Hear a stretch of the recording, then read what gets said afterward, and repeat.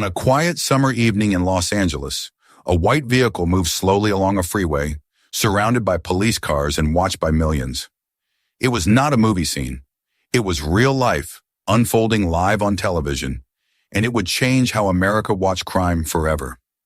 More than 3 decades later, the image of that slow-moving chase still lingers in public memory, tied to one of the most controversial criminal cases in U.S. history. The deaths of Nicole Brown Simpson and Ronald Goldman, and the man at the center of it all, O.J. Simpson. To understand why this moment mattered so deeply, we must go back to who O.J. Simpson was before that night. He was not just a former football player.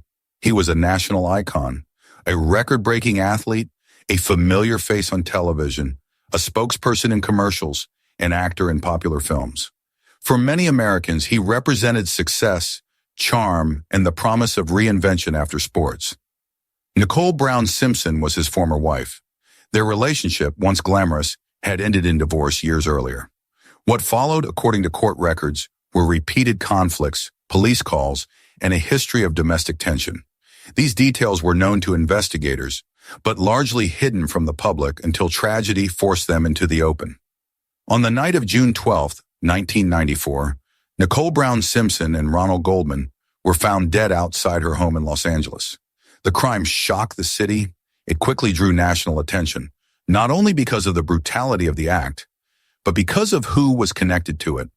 Within days, suspicion focused on O.J. Simpson.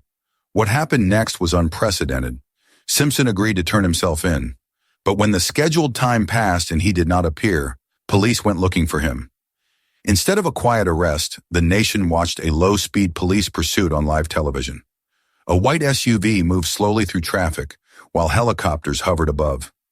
Inside the vehicle was Simpson, a man once celebrated, now silent, reportedly distraught as the world watched. For hours, daily life across the country seemed to pause. Sporting events were interrupted. Restaurants fell quiet. Classrooms rolled in televisions. People remember exactly where they were. Not because they chose to, but because the moment demanded attention. It felt unreal. Many believed they were witnessing the end of a life, or at least the end of an era. Simpson eventually returned to his home and was taken into custody. The criminal case that followed became a spectacle unlike anything before it. Cameras were allowed inside the courtroom. Every argument, every witness, every reaction was broadcast to the public. The trial became daily programming, blending law, drama, and celebrity. At the center were 2 opposing narratives. Prosecutors presented forensic evidence, including DNA, blood traces, and a timeline they argued pointed directly to Simpson. The defense, led by high-profile attorneys, challenged not only the evidence, but the integrity of the investigation itself. They argued that mistakes were made, procedures were violated, and bias played a role. One figure became particularly controversial, a detective whose past statements and conduct were exposed during the trial. His credibility was damaged, and with it, the confidence many jurors had in the prosecution's case. The defense framed this as proof that reasonable doubt existed, regardless of how strong the evidence appeared. Beyond the courtroom, the case unfolded against a sensitive social backdrop.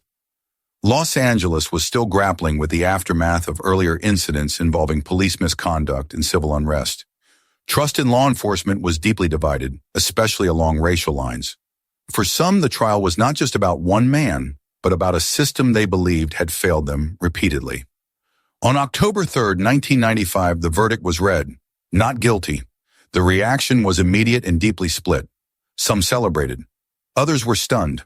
Many families, including those of the victims, felt a profound sense of loss compounded by disbelief. The legal system had spoken, but public debate was far from over. It is important to understand what that verdict meant and what it did not mean.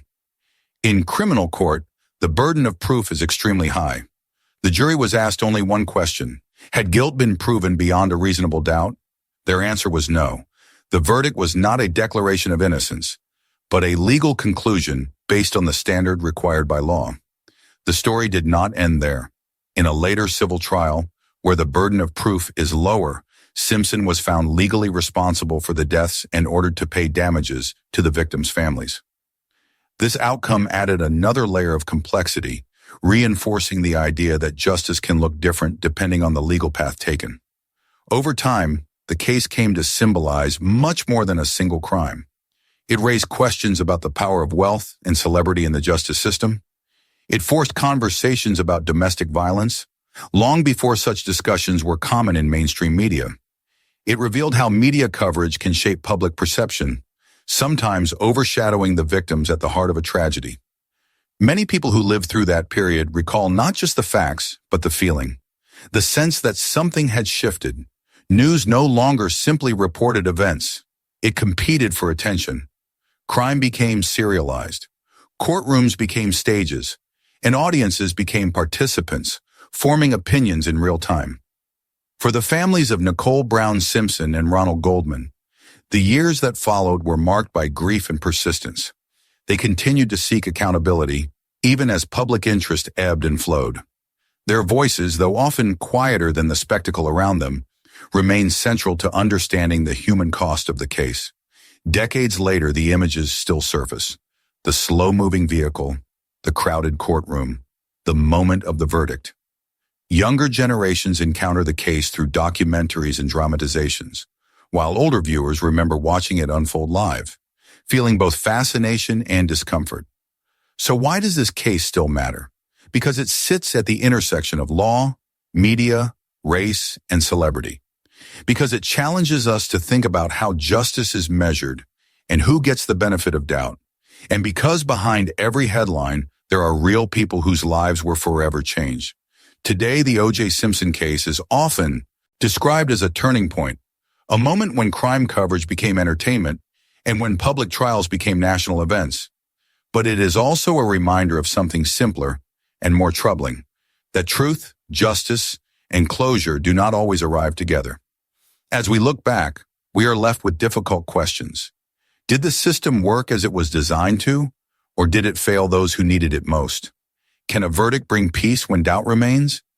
And how should we, as viewers and citizens, balance curiosity with compassion? What do you think about this case? Share your thoughts below, and don't forget to like and subscribe so we can uncover more stories together. This content is compiled and analyzed based on publicly available information and open discussions.